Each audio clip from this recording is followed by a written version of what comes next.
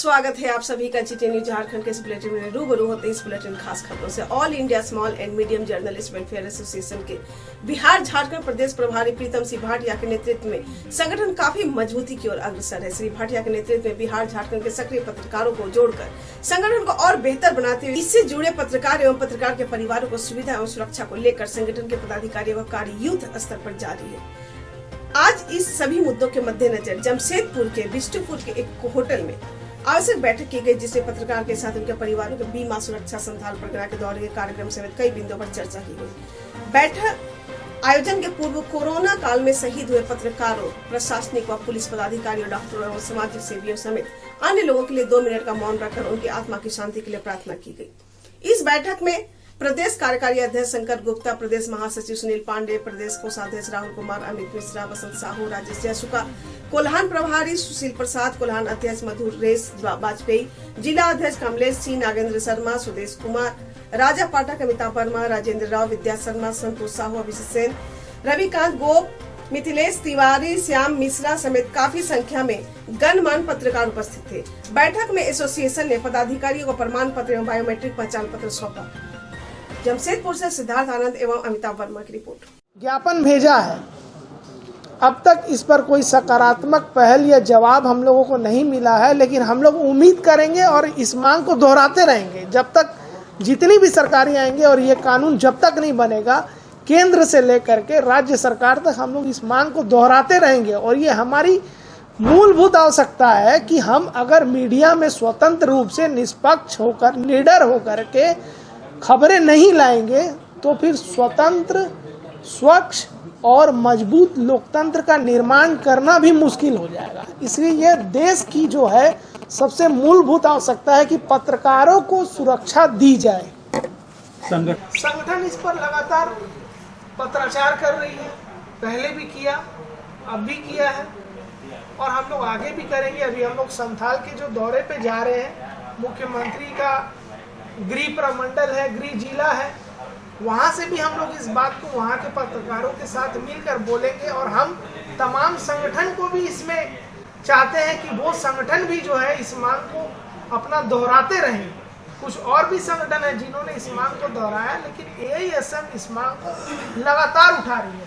आप हर साल देखते होंगे कि हम लोग 2-4 बैठक करके 2-4 पदाधिकारियों के माध्यम से मुख्यमंत्री, राज्यपाल, प्रधानमंत्री, इनको हम लोग ज्ञापन भेजते रहते हैं।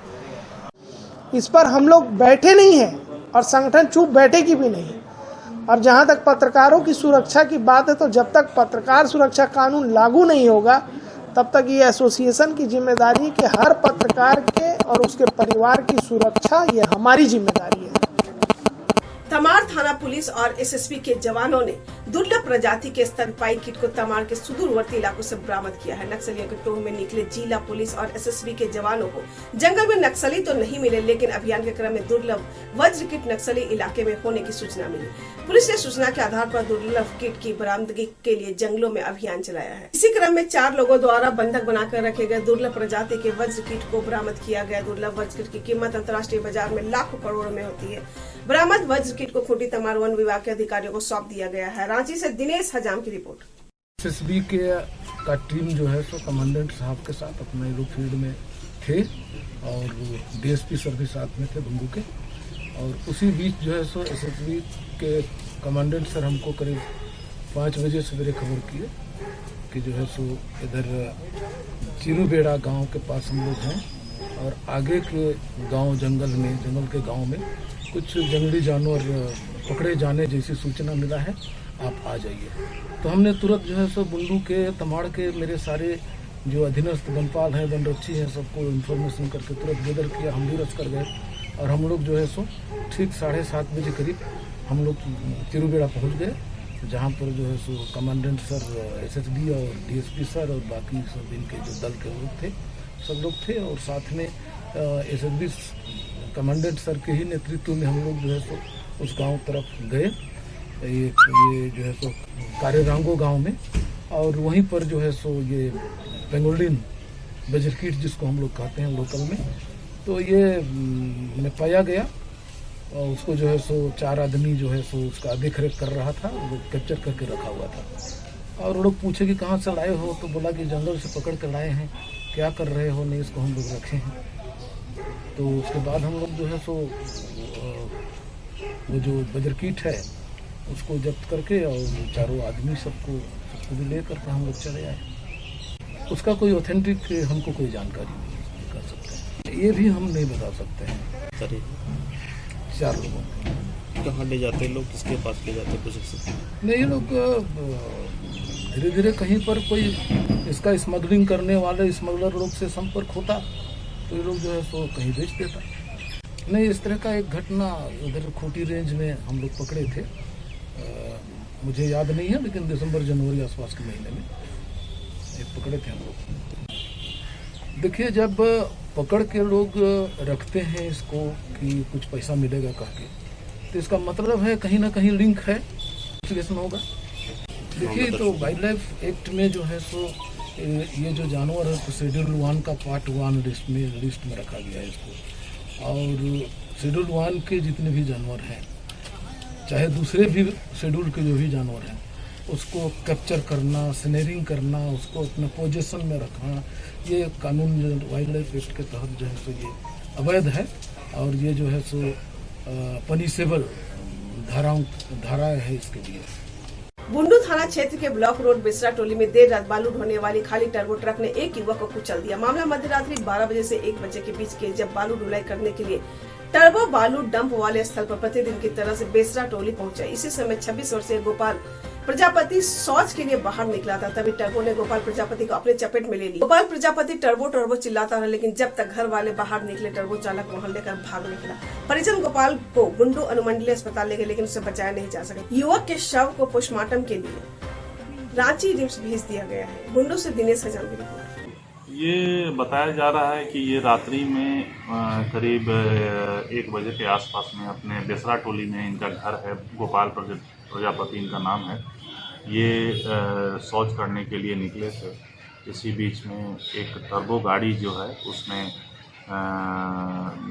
उसके चालक के द्वारा तेजी और लापरवाही से चलाकर इन्हें धक्का मार दिया गया, जिससे ये घटनास्थल पर ही गिर करके बुरी तरह जख्मी हो गए। इसके बाद इनके परिजनों के द्वारा अनुमंडल अस्पताल पहुंचाया गया है। वहां इलाज के क्रम में इनकी मृत्यु हो गई है। इनके शव को मृत्यु समीक्षा रिपोर्ट तैयार कर पोस्टमार्टम के लिए रिम्स भेजा गया है, और उनके बड़े भाई के बयान के आधार पर कांड दर्ज किया जा रहा है एवं अग्रतर कार्रवाई की जा रही है। झारखंड में खेल प्रतिभाओं के जोश और जुनून ने राष्ट्रीय और अंतर्राष्ट्रीय स्तर पर अपना लोहा मनवाकर अपने राज्य का नाम रोशन किया है। उक्त बातें हाई स्कूल और माजी के टिकट उमराव शीर्षक बिहार स्टेडियम एथलीट क्लब के वीरेंद्र साहू द्वारा आयोजित खेल प्रतिभा सम्मान समारोह में खिलाड़ियों को संबोधित करते हुए बतौर मुख्य अतिथि JMM के केंद्रीय महासचिव सह प्रवक्ता सुप्रियो भट्टाचार्य ने की। श्री भट्टाचार्य ने ग्रामीण क्षेत्र में खेल को बढ़ावा देने के राज्य सरकार द्वारा चलाए जा रहे फोटो कार्यक्रम की जानकारी देते हुए कहा कि खिलाड़ियों की खोज कर उन्हें खेलने का अवसर मुहैया कराना झारखंड सरकार की प्राथमिकता है। खिलाड़ियों द्वारा और मांझी प्रखंड में डिवेंडिंग सेंटर खोलने की मांग पर भी भट्टाचार्य द्वारा इसे शीघ्र खोलने की दिशा में सकारात्मक पहल करने की बात कही। मौके में विशिष्ट अतिथि के रूप में उपस्थित झारखंड राज्य महिला आयोग के पूर्व अध्यक्ष डॉक्टर महुआ मांझी ने कहा कि खिलाड़ियों की सबसे बड़ी ताकत उनका परिश्रम व आत्मविश्वास होता है। आत्मविश्वास और मेहनत उन्हें विजेता बनाते हैं। ऐसे में हमें खेल से जुड़े लोगों का हौसला बढ़ाने का भी कोई मौका गंवाना नहीं चाहिए। समारोह को झामुमो के अल्पसंख्यक मोर्चा के प्रदेश उपाध्यक्ष खुदूस अंसारी, JMM के जिला अध्यक्ष मुश्ताक आलम, हारून रशीद, नागेश्वर महतो, दिनेश महतो ने भी संबोधित किया। इससे पहले एथलीट वीरेंद्र साहू, लक्ष्मण राम, अंजू कुमारी, ममता कुमारी, रंजू कुमारी, संजय महतो को मुख्य अतिथि द्वारा शॉल और प्रशस्ति पत्र देकर सम्मानित किया गया। इससे पहले मुख्य अतिथि एवं विशिष्ट अतिथियों द्वारा लाल बहादुर शास्त्री के प्रतिमा पर माल्यार्पण कर श्रद्धांजलि अर्पित की गई। के वीरेंद्र साहू पिछले कई वर्षों से युवाओं में खेल के प्रति जागरूकता का संचार कर रहे हैं और उन्हें प्रतिस्पर्धा के लिए तैयार निःशुल्क कर रहे हैं। वक्ताओं ने वीरेंद्र साहू की इस काम के लिए तारीफ की। समारोह की अध्यक्षता नागेश्वर महतो, संचालन सरेंद्र सेवा, धन्यवाद ज्ञापन दिनेश महतो ने की। GTN के लिए दिनेश हजाम की रिपोर्ट। एथलीट का मैदान हो, हर जगह विपरीत परिस्थिति में अपनी पहचान करें, अपना सम्मान बढ़ाया, और हम लोगों भी जब हम लोगों को मौका मिला, चाहे वो 2013 में हमारी सरकार, हेमंत बाबू की सरकार बनी थी, तो हमने राष्ट्रीय स्तर के जो हमारे राज्य के खिलाड़ी थे उनको सीधा नियुक्ति दिया था। अभी भी सरकार बनी, हम उससे पीछे नहीं। और हम लोग इस कोरोना काल में जो सबसे महत्वपूर्ण योजना शुरू हुआ है वो पोटो हो खेल विकास योजना थी। मतलब गांव-गांव में ऐसा सेंटर बने, एक स्टेडियम बने, समतल मैदान बने, जहां हमारे बच्चे खेल पाए और खेलने के साथ साथ उनको रोजगार के साथ सीधे तौर पे जोड़ा जाए। ये योजनाएं शुरू हो चुकी और ये योजना मनरेगा के तहत चल रही है। आपके भी प्रखंड के कई गांवों में पोटो हो खेल योजना चल रही है।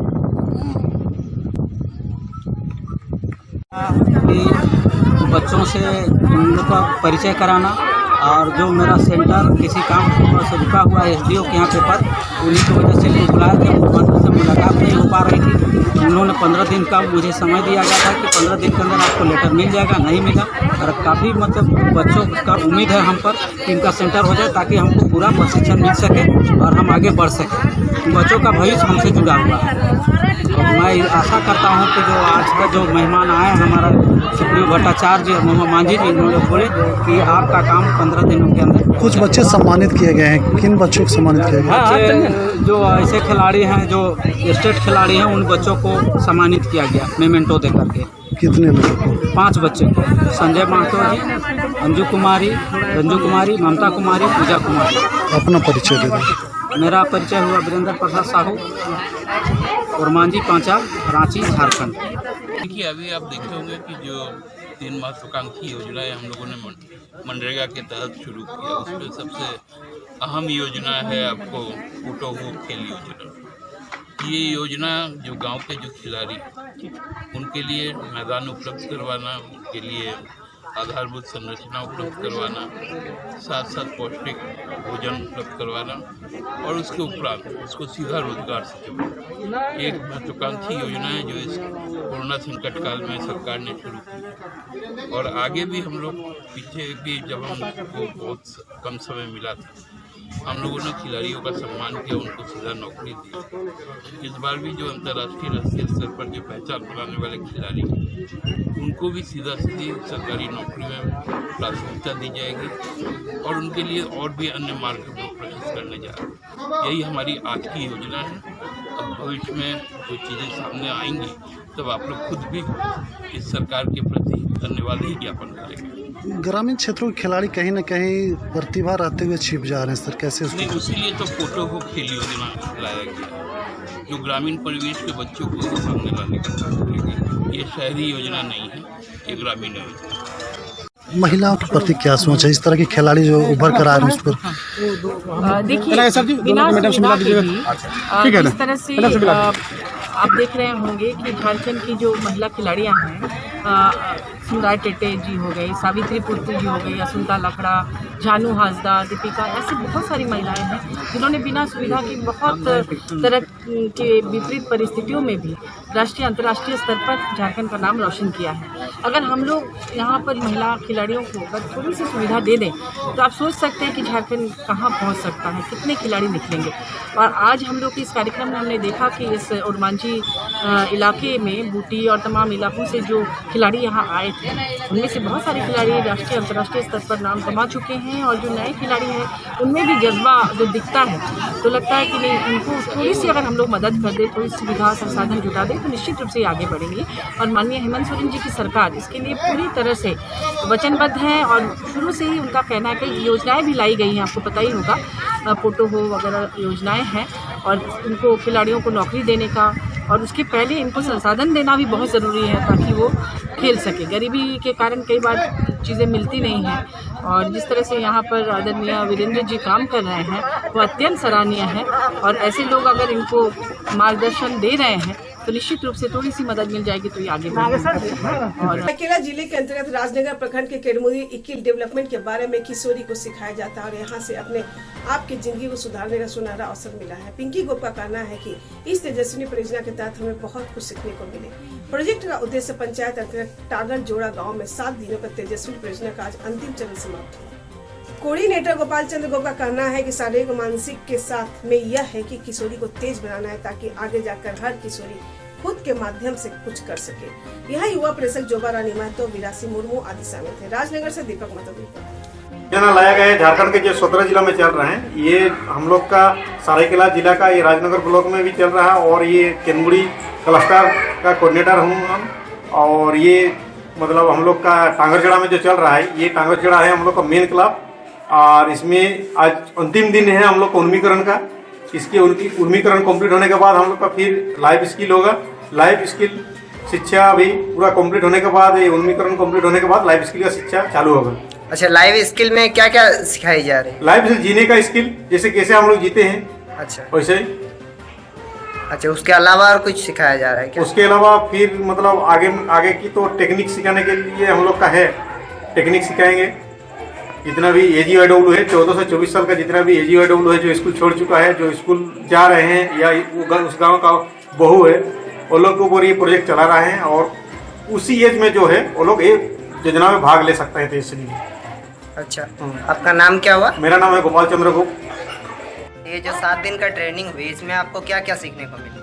7 दिन के ट्रेनिंग में हम लोगों को बहुत कुछ सीखने को मिला।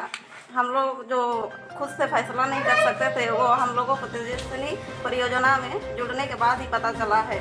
हम लोग को बहुत कुछ यहाँ पर मिला है ताकि हम अपने डिसीजन खुद ले सके। दूसरों पर हम निर्भर नहीं होना चाहते हैं, अपने आप में ही कुछ करना चाहते हैं। का उद्देश्य है कि युवाओं और किशोरियों को तेज बनना है ताकि वो अपने से खुद डिसीजन ले सके। अच्छा, आपका शुभ नाम क्या हुआ? पिंकी गोप। और किशोरियों को सशक्त बनाना है तेजस्विनी प्रोजेक्ट इसीलिए झारखंड में लाया गया कि यहाँ की जो महिला लोगों की है वो शिक्षा में थोड़ा कमजोर है और अशिक्षित है, इसीलिए रोजगार भी नहीं करती है। इसीलिए महिलाओं और किशोरियों को जो है वो लोगों को सशक्त बनाना है। यही सब सशक्तिकरण के लिए ये तेजस्विनी प्रोजेक्ट चलाया जा रहा है। और यहाँ पर हम लोग अभी टांगरजड़ा स्कूल में हैं, तो यहाँ की जो AGW किशोरी और युवती की संख्या है वो लोगों की संख्या है 68। तो अभी यहाँ पर नई कोई भी आती है जो नहीं जुड़ी हुई है, यहाँ पर बढ़ भी रहा है उसमें। जो अभी ये जैसे हम लोगों का सर्वे तो 19 में हुआ था, लेकिन अभी 20 हो गया तो 1 साल हो गया। तो ऐसे में अभी किशोरी लोगों का बढ़ना भी है, वो लोग बढ़ भी रही है, उन्मुखीकरण में हिस्सा ले रही है। आपका नाम क्या हुआ? मेरा नाम है जोबा रानी महतो और हम तेजस्विनी प्रोजेक्ट में YF का काम करते हैं। ससमली के रहने वाले हैं और ससमली गाँव जो है